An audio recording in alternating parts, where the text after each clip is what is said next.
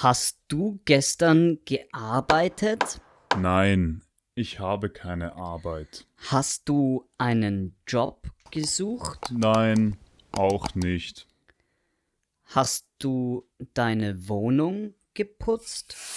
Nein, Hast du Fußball gespielt?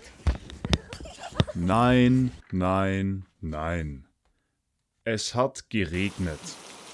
Ich habe gar nichts gemacht.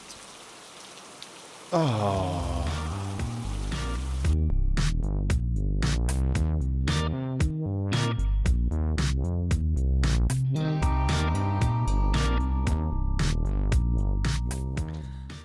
Hallo und herzlich willkommen zum Teil 1 von Perfekt oder Vergangenheit. Das Perfekt oder die Vergangenheit ist ein Tempus oder eine Zeitform auf Deutsch. Mit dem Perfekt sprechen wir über Dinge, die nicht jetzt passieren, nicht heute, nicht in diesem Moment. Mit dem Perfekt kann man auf Deutsch sagen, was gestern passiert ist, was letzten Monat, 2015, vor 2 Wochen oder im Februar 2020 passiert ist.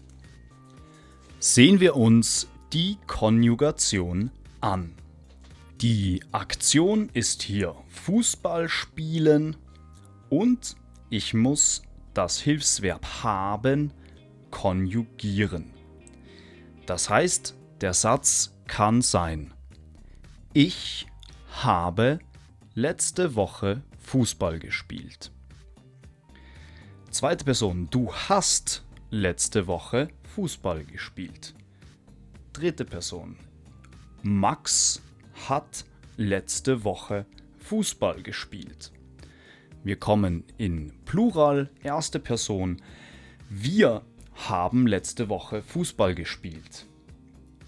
Zweite Person Plural. Ihr habt letzte Woche Fußball gespielt. Und dritte Person Plural. Sie haben letzte Woche Fußball gespielt. Jetzt sehen wir uns das zweite Element an, das Partizip Perfekt.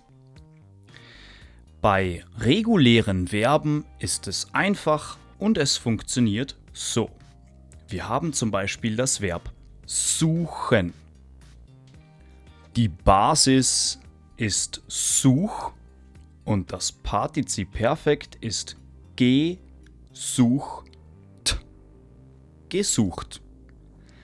Zum Beispiel: Lisa hat ihr Handy gesucht. Das nächste Verb: hören. Die Basis ist hier hör und das Partizip Perfekt gehörte. Gehört. Zum Beispiel: Ich habe gestern einen Podcast gehört. Und das dritte Beispiel: das Verb kochen. Die Basis ist hier Koch und das Partizip Perfekt gekocht. Gekocht.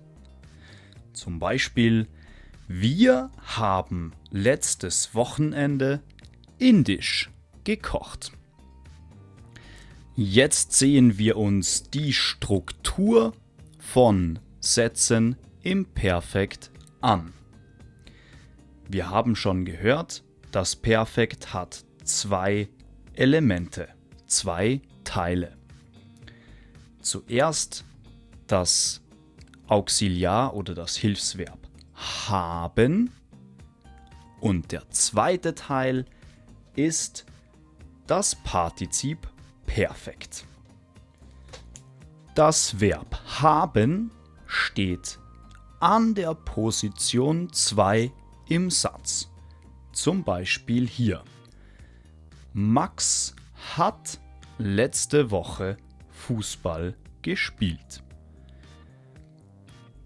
Oder was hast du gestern gekocht? Wir können sehen, das Verb haben ist hier immer an der Position 2. Achtung! Wenn du eine Ja-Nein-Frage machst, dann musst du das Verb haben an die Position 1 stellen.